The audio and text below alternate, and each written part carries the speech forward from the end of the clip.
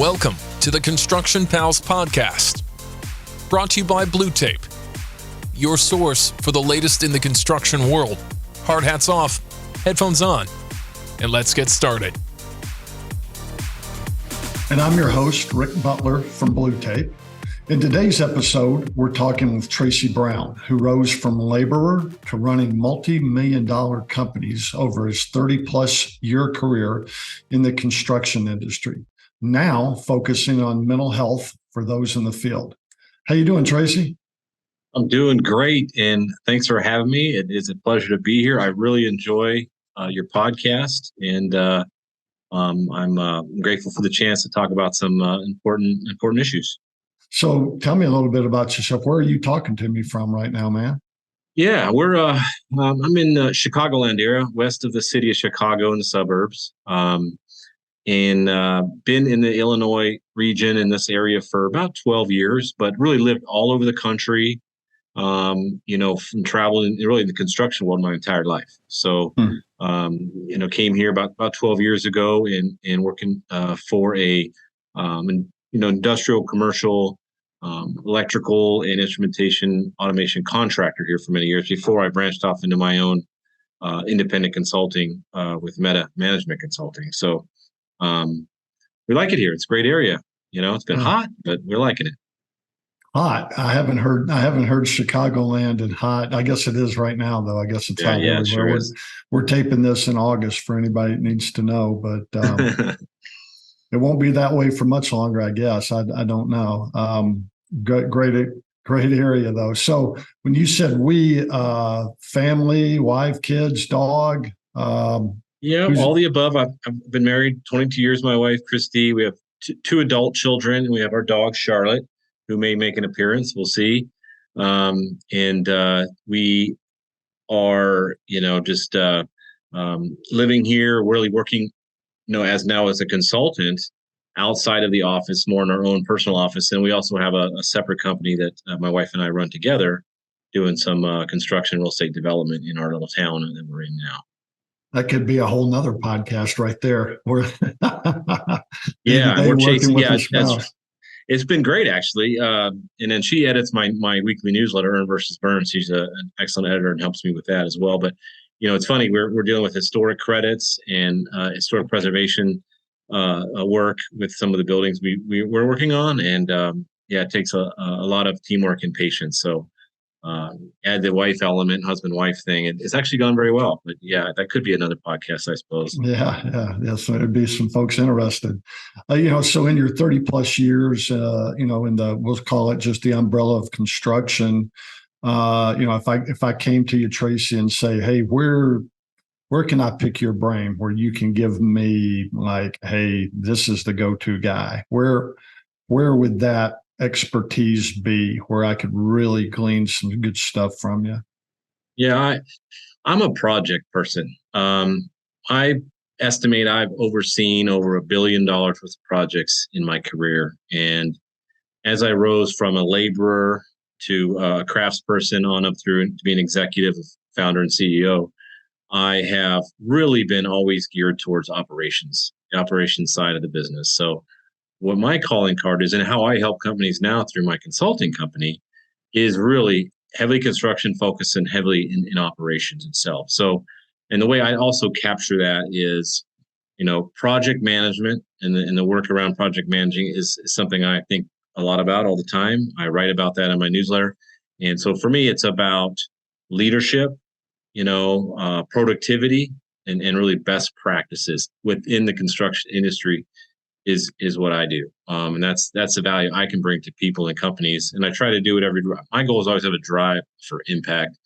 And that is what I would say. Hey, if you have a question about operations, you have a question about, best practices, project managing, things of that nature. I feel like I've, like I say, overseen about $1 billion worth of jobs. So I feel pretty good about helping in that way. So, let's just take 30 years as sort of a timeline. Where have you seen the industry change the most, specifically in construction?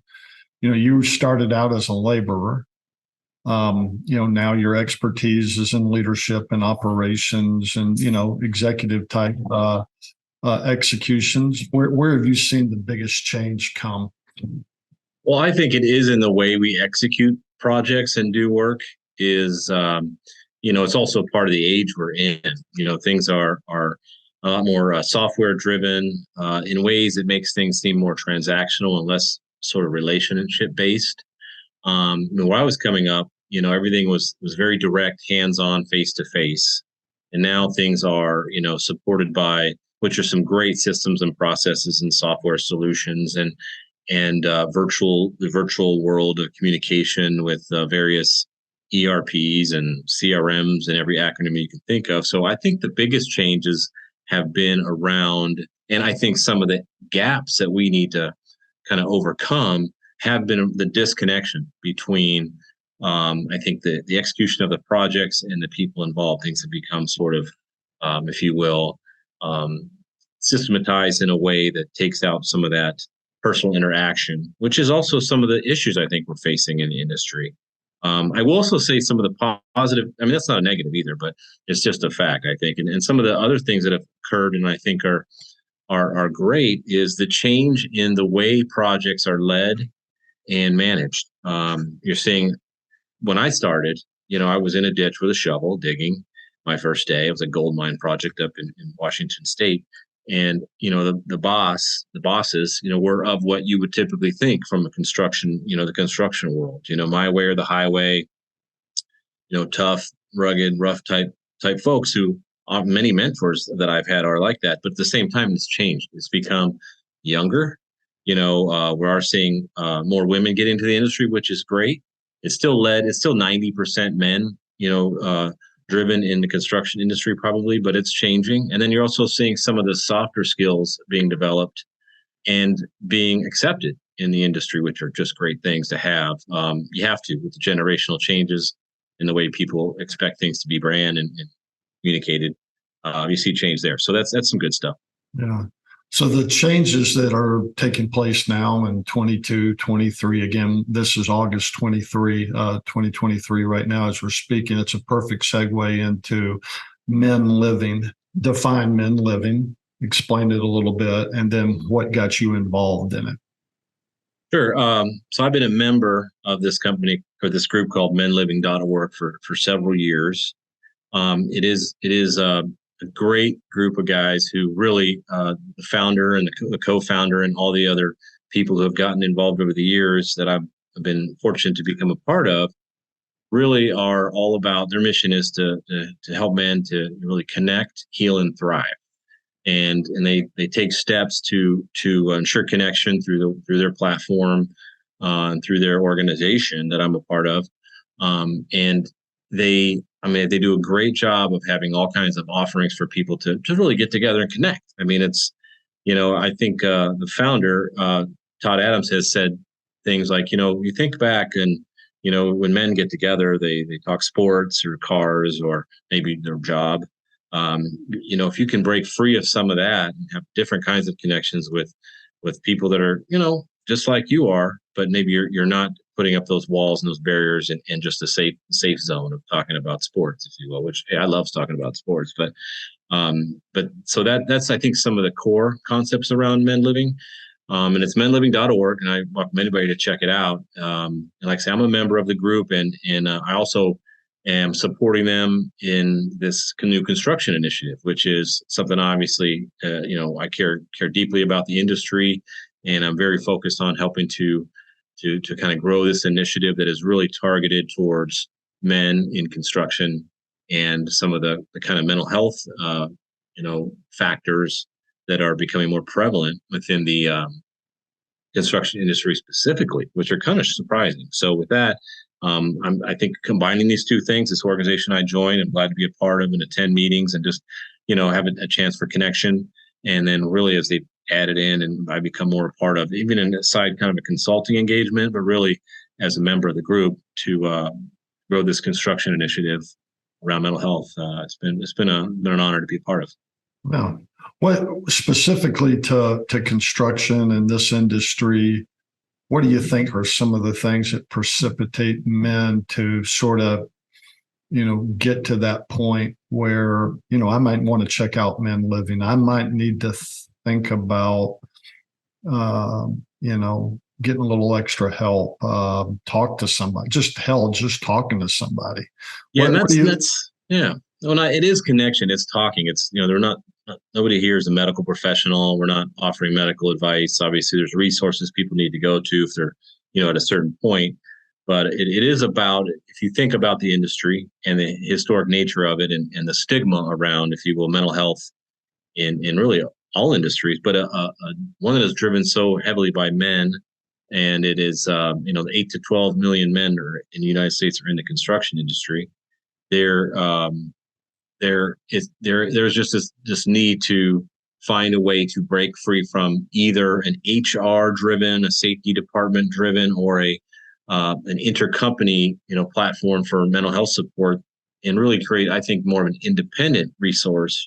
People just to, hey, air out those issues, have a place to just kind of to let it fly a little bit and talk about really either really deeply construction related frustration, stress, anxiety, or just generally in life, but also around a forum of fellow construction workers, if you will. So it's not as if each topic is construction related in the discussion, in these virtual meetings where people can kind of connect. It's also, but you're speaking with some like-minded folks from the same industry. But it's really just a place to air it out, man. And also bring expertise. That's how I feel is, hey, I want people to come that can offer perspective different than my own to help me learn, so, that those are some of the biggest attractions to this organization and to this specific group. Yeah. Is it generally one-on-one or in small group, like meetups in small group? How does the dynamic work there? Yeah, great question. It's groups. It's like the menliving.org and it's /construction to learn more. They also have ways to connect through their newsletter. They have a weekly newsletter they send out, which is great, a great resource. But it's they have an offering of various virtual meetings each week. And then currently there's one a month just for construction folks only. And it is virtual. It's like a screen with, a bunch of faces on it and all talking. Maybe there'll be some small breakouts. And it's really about, which is great because you really get to hear other people's, I guess, again, perspective, but also their viewpoint about various issues. So you can learn and also give some feedback, your own opinion. But also one-on-one support is available. I mean, there's people that are available for that if they need it. But again, it's not a medical, kind of platform, so to speak. It's more about connection, thriving, healing, or around the mission of it. For sure. You think some of the stereotypes have led to men in the construction industry? I actually don't come from a construction industry background. I come from an athletic coaching background. I was a football coach for 30 years. And you talk about male dominated, macho. I mean, that's, sort of, John Wayne strutting into the, bar type attitude and everything you did.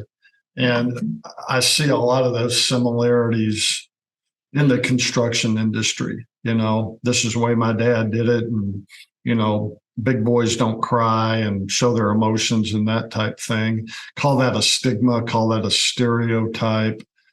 Do you think that wall has been so big that tearing it down and getting involved in these things are starting to be more prevalent? Do you think that's been a reason why it's not been more prevalent and it's growing now in terms of an outreach like Men Living?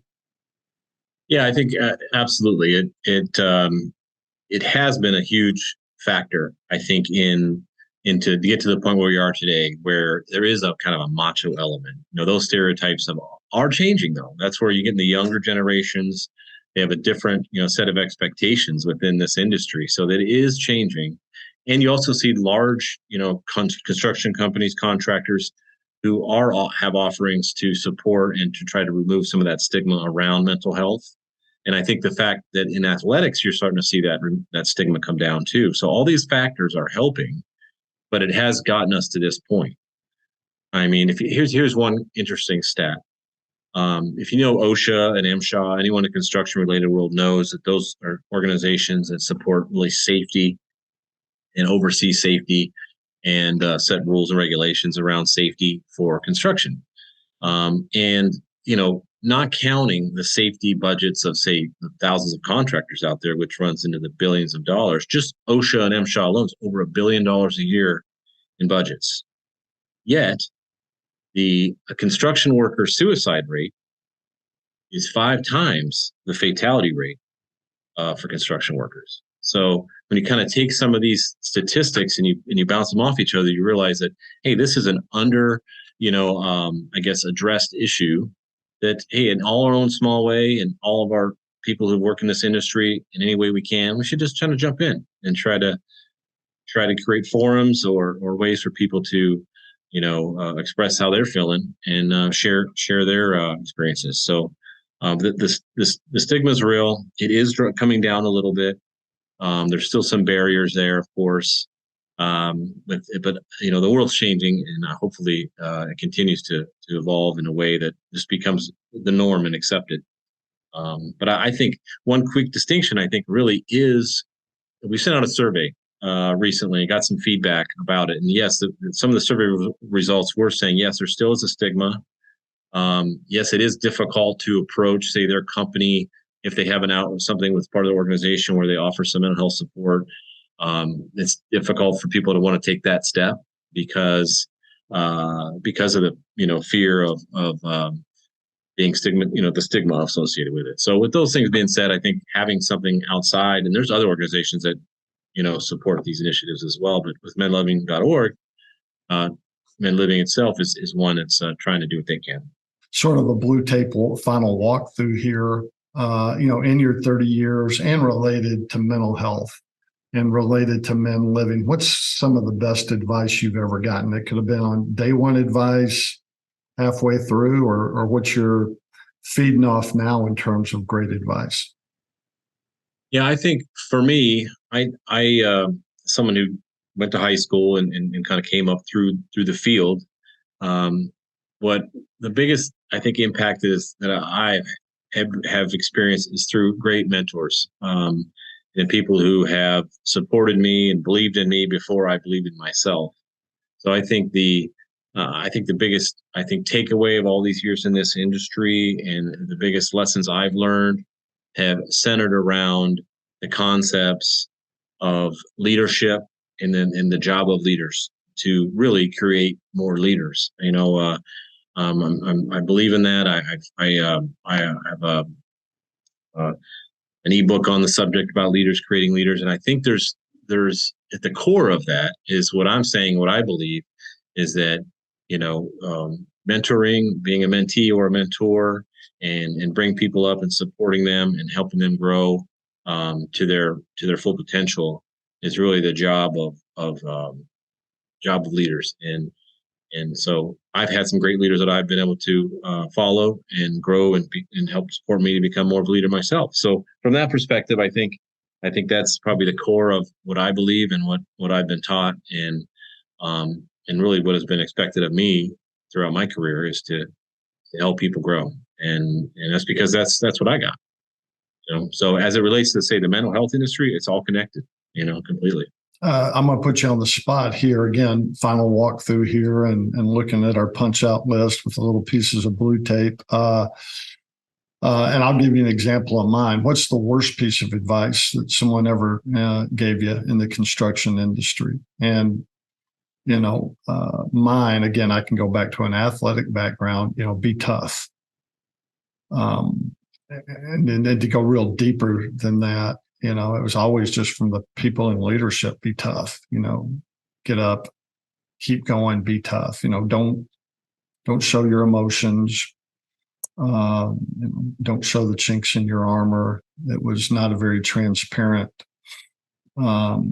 society. That may have been the worst piece of advice. Thought at the time it was a great piece of advice, but it kept everything hidden and inside. So that was meant well advice, but not very good advice for the long run. What's anything like that related to your background and industry that you would share? Yeah, I think very similar stuff. I mean, I tell this story and I kind of joke about this, and it sort of fits throughout my career in that, that first day in a ditch, I'm digging, and there's some other gentlemen around me, and they said, "Hey, slow down, you're going to make us look bad." And from that day forward, I never did slow down. I just kept going as fast as I could and trying to learn and grow. But what I found throughout my career and I don't know if it was advice or more about the culture and the mindset of the people I was working around in many cases, is there is I guess a crab in a bucket mentality to some degree. If you try to climb out, you try to get out of your comfort zone and put yourself out there, they will try to drag you back down. I mean, that's just the reality of it in some ways. Unfortunately, that's prevalent in, I'm guessing, probably coaching, but it's definitely prevalent in the construction world, where not necessarily reward on your merits. I've been fortunate throughout my career. I was able to be recognized and move up, but I've also seen people who haven't been able to be, recognized for their effort and their abilities, and not necessarily brought along in the same way I was. So I think that advice, I think, hey, slow down, kid, you're making us look bad, is kind of the stuck in me, in my mind from that day forward. And I never did slow down. So I'm not slowing down yet either. So good for you. Good for you. That's bad advice. So besides Men Living, tell us how we can, if we want to get in touch with you, ask a question, something like that, to a listener, tell us a little bit how we can, or they can get in touch with you. Yeah, well, I think it starts for me as this independent consultant. It's metamanagementconsulting.com. I offer support heavily in operations and really big in construction. So I offer, ongoing business analysis or operations support. I do fractional COO work and offer what I call package solutions for, a change order, a management program, or an SOP analysis and development for people. So through my consulting, I do that every day. But I also have my newsletter, which goes out every week. It's free. It's the vast majority of the folks that read it are in the construction world. And it is about productivity, leadership, best practices. It's about focusing on high value activities is kind of the core of it. And that's called earn versus burn. That was a phrase kind of coming up, making sure we're earning more hours than we're burning. So spell that out, earnversusburn.com, and you can get access to my free weekly newsletter. And within that, there's an offering, premium offering called what I call Rules and Tools, and that's where some of this leadership stuff is, and some other opportunities for people to gain access to other information. So yeah, I'd throw out earnversusburn.com, and then lastly, again, menliving.org/construction to learn more about what they're doing. But Tracy, this has been eye-opening for me. I don't think it's discussed enough. I'm talking particularly mental health. If that statistic didn't open up everybody's eyes, it opened up mine when you were talking about OSHA. Yeah, it's stunning, isn't it? So yeah, the suicide rate for men in construction is 5 times the fatal injury rate for men in construction. Look at the investment, which are great. We support that, obviously, the investment in safety and regulations and rules to help support safety. But that is quite the stat. I don't think we can pinpoint that kind of money being invested in suicide prevention or mental health support in the construction industry. So that's a big one. It is. Well, we'll leave it there, man, because if that doesn't say it that doesn't paint a picture, I don't know what does. So thank you for sharing your wisdom. And we do really appreciate your time here, Tracy. And I think people have learned. I know I have. So thank you, Rick. I appreciate it. Take care. Have a good one. Thanks for listening. And don't forget to subscribe for more episodes like this. For more information on Construction Pals Podcast and Blue Tape, please visit bluetape.com.